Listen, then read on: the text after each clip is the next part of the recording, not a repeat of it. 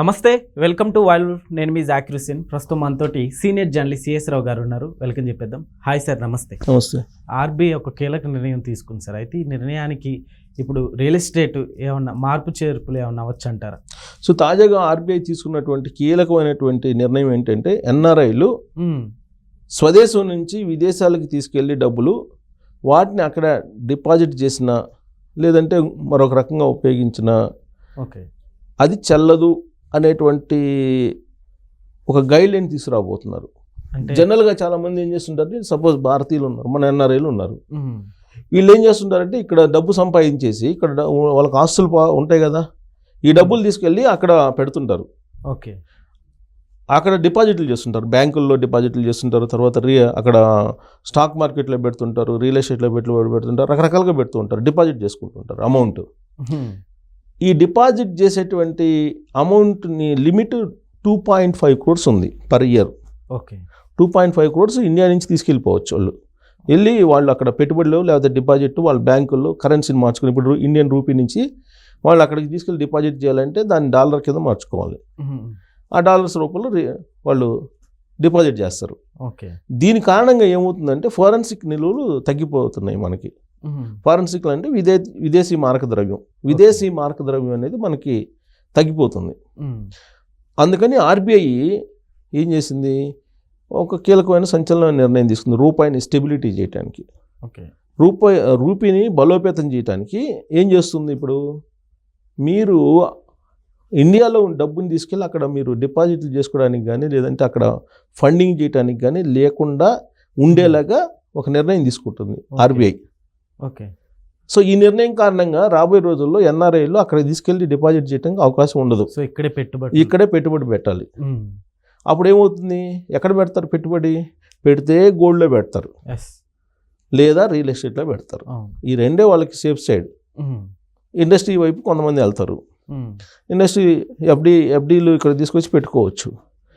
ఇప్పుడు తాజాగా ఆర్బీఐ తీసుకోబోయే నిర్ణయం ఇంకా తీసుకోలేదు, టెంటేటివ్గా చెప్పారు, అనౌన్స్ చేసింది ఆర్బీఐ. ఆ నిర్ణయం తీసుకుంటే కనుక ఖచ్చితంగా ఎన్ఆర్ఐలు ఇక్కడ పెట్టుబడి పెట్టే అవకాశం ఉంది. ఎన్ఆర్ఐలు ఇక్కడ పెట్టుబడి పెట్టాలంటే ఒకటి రియల్ ఎస్టేట్, రెండు గోల్డ్. గోల్డ్లో భారీ ఎత్తున పెట్టుబడి పెట్టలేరు, కోట్ల రూపాయలు అయితే పెట్టలేరు కదా, ట్యాక్స్ కట్టాలి, దానికి లిమిటేషన్స్ ఉన్నాయి, దొరికిపోతారు కూడా. అదే రియల్ ఎస్టేట్లో పెడితే రియల్ ఎస్టేట్లో అంతగా రిస్ట్రిక్షన్స్ లేవు యాజ్ ఆఫ్ నౌ. సో భారీగా రియల్ ఎస్టేట్లోనో లేదంటే అగ్రికల్చర్కి సంబంధించిన ల్యాండ్స్లోనో పెట్టచ్చు. అవును, ఖచ్చితంగా ఇక్కడ ఎంతో కొంత దాని యొక్క ప్రభావం రియల్ ఎస్టేట్ పెరగడానికి కానీ అలాగే వ్యవసాయ భూములు రేట్లు పెరగడానికి కానీ అవకాశం ఉంటుంది. కారణం ఏంటంటే ఎన్ఆర్ఐల వల్ల ఎంత ఉంటుందా అని చెప్పి అనుకోవచ్చు. ఇవాళ పరిస్థితి ఏంటంటే చంద్రబాబు నాయుడు గారు 2020 విజన్ తయారు చేసినటువంటి పుణ్యం ఇదే టైంలో ప్రతి గ్రామంలో ప్రతి ఇంట్లో యావరేజ్న ఒకళ్ళు లేదా ఇద్దరు అమెరికాలో ఉన్నారు. ప్రతి గ్రామంలో ఆల్మోస్ట్ ప్రతి గ్రామంలో 10 నుంచి 30-40 ఇళ్ళు ఉన్నాయి, హౌసెస్. సరే, ప్రతి ఇంట్లో మనిషి కాకపోయినా హౌసెస్లో ప్రతి గ్రామంలో ఉండే 10 ఇళ్లలో ఉండేటువంటి వాళ్ళు ఖచ్చితంగా అమెరికాలో ఉన్నారు సగటున. సో వాళ్ళు అక్కడి నుంచి ఇక్కడికి పంపిస్తూ ఉన్నారు, డబ్బులు పంపిస్తున్నారు, ఆర్థికంగా బాగుంది. అయితే కొంతమంది ఏం చేస్తున్నారు, అక్కడ పోయి స్థిరపడిన తర్వాత ఇక్కడ డబ్బు తీసుకెళ్ళి ఇక్కడ ఆస్తులు అమ్ముకొని అక్కడ కొనుక్కొని అక్కడే స్థిరపడుతున్నారు, అక్కడే స్థిరపడి అక్కడే ఉండిపోతున్నారు. అంటే ఇక్కడ డబ్బు, ఇక్కడ సంపాదించినటువంటి డబ్బు అక్కడికి తీసుకెళ్ళిపోతున్నారు, ఇక్కడ పెట్టుబడి పెడతారు, ఏ రియల్ ఎస్టేట్లోనే పెట్టుబడి పెడతారు. ఇది అపారంగా వీళ్ళకి లాభం వస్తుంది. దీన్ని తీసుకెళ్ళి అక్కడ పెట్టేస్తున్నారు, డిపాజిట్ చేసేసుకుంటున్నారు. ఇప్పుడు సపోజ్ మనం ఇక్కడ బ్యాంక్స్ ఉన్నాయి మనకి, మనం ఏం చేస్తాం, సేఫ్ సైడ్గా కొంత అమౌంట్ మనం డిపాజిట్ చేసుకుంటాం ఇక్కడ. ఎందుకు, సంక్షోభ సమయంలో ఉపయోగపడుతుంది అని. అలానే ఎన్ఆర్ఐలు ఇక్కడ సంపాదించిన డబ్బుని అక్కడ తీసుకెళ్ళి డిపాజిట్ చేయడానికి లేకుండా ఆర్బీఐ కొన్ని నామ్స్ని తయారు చేస్తుంది. కాబట్టి ఇక్కడే పెట్టాలి, ఇక్కడే ఖచ్చితంగా పెట్టాలి. ఇప్పుడు కొన్ని దేశాలు, ఇప్పుడు మనకి సౌదీ లాంటి దేశాల్లో, గల్ఫ్ కంట్రీస్లో మీరు అక్కడ సంపాదించుకోండి, కానీ నువ్వు అక్కడ ఆస్తులు కొనడానికి లేదు, అక్కడ దేశాలు ఒప్పుకో. అందుకే మనకి ఎన్ఆర్ఐలను కానీ గుర్తొచ్చేది అమెరికా వాళ్ళు. కానీ వాళ్ళకన్నా కూడా గల్ఫ్ దేశాల నుంచి మనకి వెళ్ళినటువంటి వాళ్ళు ఎన్ఆర్ఐలే, గల్ఫ్ దేశాల నుంచి వెళ్ళినటువంటి వాళ్ళు ఎన్ఆర్ఐలే, అమెరికాలో ఉండేటువంటి వాళ్ళు ఎన్ఆర్ఐలే, కెనడాలో ఉండేటువంటి వాళ్ళు ఎన్ఆర్ఐలే, ఆస్ట్రేలియాలో ఉండేటువంటి వాళ్ళు ఎన్ఆర్ఐలే. ఏ దేశానికి వెళ్ళినా మనం ఎన్ఆర్ఐలు అంటాం, కానీ ఎన్ఆర్ఐలు అనగానే మనకి అమెరికాలో ఉండేవాళ్ళే అన్నట్టుగా ఉంటుంది. కాదు. ఒకటి. 2, విదేశీ మారక ద్రవ్యం మనకి స్టెబిలిటీగా పెరగడానికి కానీ రూపీ బలపడటానికి కానీ బాగా ఉపయోగపడేది ఎవరంటే గల్ఫ్ కంట్రీస్కి వెళ్ళినటువంటి వాళ్ళు. ఓకే. ఎందుకంటే ఆ కంట్రీస్లో మీరు జాబ్ చేసినా ఎంత సంపాదించినా మీరు అక్కడ ఇన్వెస్ట్ చేసి మీరు స్థిరాస్తిని సంపాదించుకోవడానికి అక్కడ వెసులుబాటు లేదు అక్కడ ఉండే చట్టాల ప్రకారం. మీరు ఎంత సంపాదించినా అక్కడిది ఇండియా పంపించాల్సిందే. ఓకే. ఇండియాలోనే ఆస్తులు కొనుక్కోవాల్సిందే. సో అక్కడిది ఇక్కడ పంపించినప్పుడు ఖచ్చితంగా రూపాయి బలపడటానికి అవకాశం ఉంటుంది. కానీ అమెరికన్ ఎన్ఆర్ఐస్ కారణంగా మనకి నష్టం జరుగుతుంది. ఇక్కడి నుంచి తీసుకెళ్ళి అక్కడ పెడుతున్నారు, అక్కడి నుంచి తీసుకొచ్చి ఇక్కడ పెట్టడం వల్ల అది ఆర్బీఐ గమనించింది. అందుకే ఆ వెసులుబాటుని తొలగించేటువంటి నిర్ణయం తీసుకున్న కారణంగా ఖచ్చితంగా లాభం ఉంటుంది. సార్ ఇప్పుడు అట్లానే రియల్ ఎస్టేట్ అంటే ఎక్కడ మామూలుగా ఏ ఏరియాలో పెరగచ్చు అంటే సార్ అంటే ఇన్వెస్ట్మెంట్ ఒకవేళ పెట్టినా కానీ ఇప్పుడు అమరావతి కనిపిస్తుంది, హైదరాబాద్ ఉన్నాయి. ఈ అమరావతి హైదరాబాదు జనరల్గా ఎన్ఆర్ఐలు పెట్టుబడులు పెడుతుంటారు ఎక్కువగా. సో అమరావతి అలాగే హైదరాబాద్ ఆప్షన్స్ తీసుకుంటే హైదరాబాద్ అనేది పీక్ స్టేజ్లో ఉంది. ఇక్కడ పెట్టలేరు, పీక్ స్టేజ్లో ఉంది కదా. ఇంకెందుకన్నా పెరిగే అవకాశం ఉండదు, తగ్గే అవకాశం తప్పితే పెరిగే అవకాశం ఉండదు, లేదా ట్రాన్సాక్షన్స్ బ్లాక్ అయిపోయే అవకాశం ఉంది తప్పితే లేదు. అక్కడేంటి పెట్టుబడి పెడితే పెరగడానికి అవకాశం ఉంటుంది రాబోయే రోజుల్లో. ఎందుకంటే అక్కడ ఇంకా డోల్ డ్రమ్స్లో ఉంది వ్యవహారం. అమరావతి నిర్మాణం ఇప్పుడే జరుగుతుంది. ఇంకా అతను అవతల అపోజిషన్ వాళ్ళు ఏమంటున్నారు, మళ్ళీ మేము వస్తాం, కళ్ళు మూసి కళ్ళు తెరిసే లోపల 3 సంవత్సరాలు వచ్చేస్తాం, మళ్ళీ మేము వస్తాం, మేము వచ్చిన తర్వాత తాడదీస్తాం, పుడుస్తాం, నరికేస్తాం అని అంటున్నారు వాళ్ళు. సో ఇలాంటి పరిస్థితుల్లో కొంత డోల్ రమ్స్లో ఉంది. అక్కడ తక్కువ రేట్లు ఉన్నాయి, రీజనబుల్ ప్రైస్ ఉన్నాయి, ఇంకా పెరగట్లేదు. ఇప్పుడిప్పుడే కొంచెం స్టెబిలైజ్ అవుతుంది.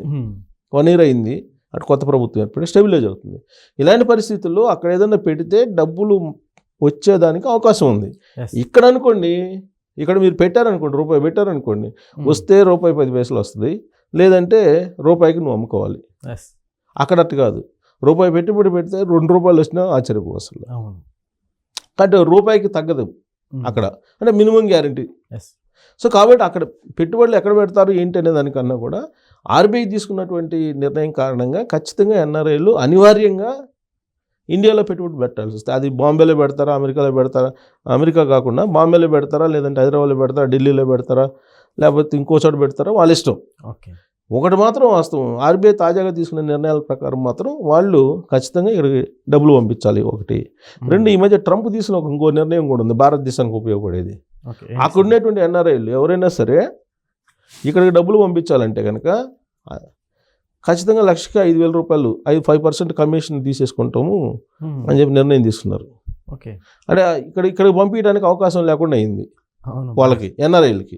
సో దాని కారణంగా రియల్ ఎస్టేట్ పడిపోతుందని చెప్పి మనం వీడియోలు కూడా చేసాం. ఇప్పుడు అందుకే దానికి టిట్ ఫర్ టాట్ లాగా నరేంద్ర మోడీ గారు ఇప్పుడు ఆర్బీఐ, భారత ఆర్బీఐ, అతను కమిషన్ తీసుకున్నా పర్లేదు, మేము ఆ డబ్బులు ఇక్కడికి పంపించాల్సింది, మీరు అక్కడ ఉంచడానికి లేదని చెప్పి వీళ్ళు పెట్టారు. అంటే అక్కడ 2 చోట్ల ఇబ్బందికరమైన పరిస్థితి ఎన్ఆర్ఐలకి. సో అక్కడి నుంచి పంపించాలంటే ఖర్చు అయ్యింది అడిగి. అలా అని చెప్పేసి ఇక్కడి నుంచి ఆడ తీసుకెళ్ళినా మీకు ఇది ట్యాక్స్ పడేలాగా వీళ్ళు నిర్ణయం తీసుకుంటున్నారు. కాబట్టి ఎన్ఆర్ఐలకి కొంత గడ్డు పరిస్థితి. భారతదేశానికి ఆర్బీఐ తీసుకునే నిర్ణయం అయితే కొంత అనుకూలంగా ఉంటుంది, ట్రంప్ తీసుకున్న నిర్ణయం మాత్రం ప్రతికూలంగా ఉంది.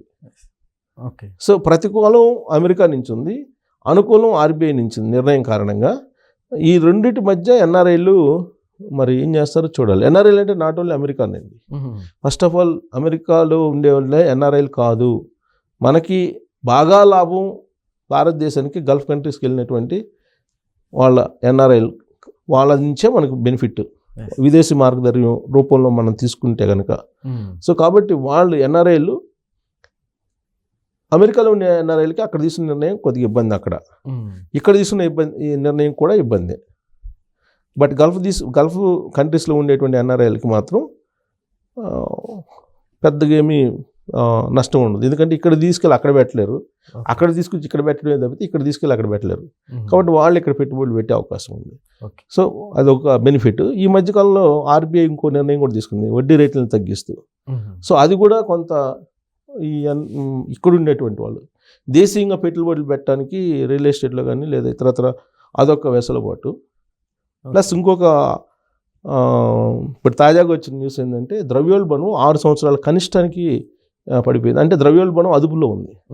అంటే రేట్లు తగ్గి ఉన్నాయి, ఇప్పుడు పెరగలేదు, స్థిరంగా ఉన్నాయి అనేది కూడా ఒక గుడ్ న్యూస్. మామూలుగా చాలా దేశాల్లో ఇప్పుడు యుద్ధం వాతావరణం నెలకొన్న క్రమంలో ధరలు పెరిగిపోతున్నాయి, కానీ ఇండియాలో కనిష్టానికి అంటే చాలా తక్కువగా ఇప్పుడు ధరలు అదుపులో ఉన్నాయి మార్కెట్లో అనేది కూడా ఇప్పుడు తాజాగా వస్తున్నటువంటి రిపోర్ట్. ఇవన్నీ చూస్తే కనుక మిగతా దేశాల కంటే ప్రస్తుతం భారతదేశం బెటర్ అనే ఒపీనియన్ ఎవరికైనా ఆర్థికవేత్తలకి వస్తుంది. మరి ఎన్ఆర్ఐలు రాబోయే రోజుల్లో ఏం చేస్తారని మనం చూడాలి. Okay sir, thank you.